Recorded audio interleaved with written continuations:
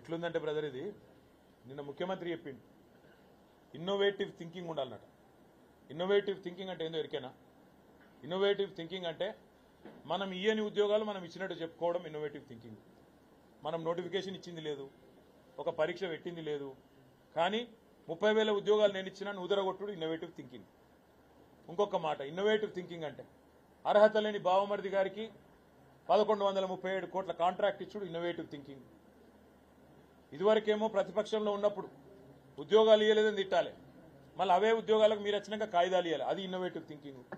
ప్రతిపక్షంలో ఉన్నప్పుడు మీరు డబుల్ బెడ్రూమ్ ఇల్లు కట్టలేదని తిట్టాలి, మళ్ళీ ఇవాళ అధికారంలోకి రాగానే కేసీఆర్ ఇచ్చిన 15,000 డబుల్ బెడ్రూమ్ ఇల్లు మనం ఇచ్చినామని చెప్పి మూసీ బాధితులకు అని చెప్పి వాళ్ళకి మళ్ళీ ఇచ్చి మనమే కట్టినట్టు 9 నెలల ఏదో పీకి పందిరేసినట్టు పోజులు కొట్టడం ఇన్నోవేటివ్ థింకింగ్.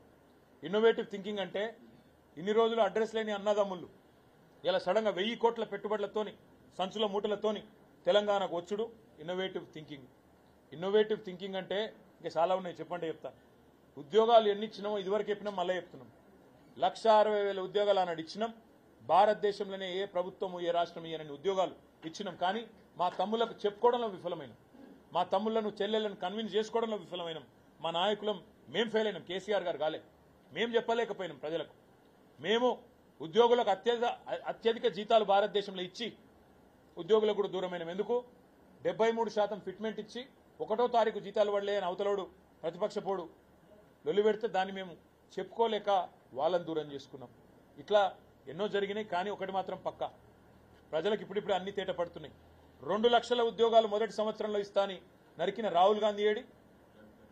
అశోక్ నగర్కి వచ్చి నేను ఇస్తా నా గ్యారంటీ అని చెప్పిన రాహుల్ గాంధీ ఎక్కడ పోయింది?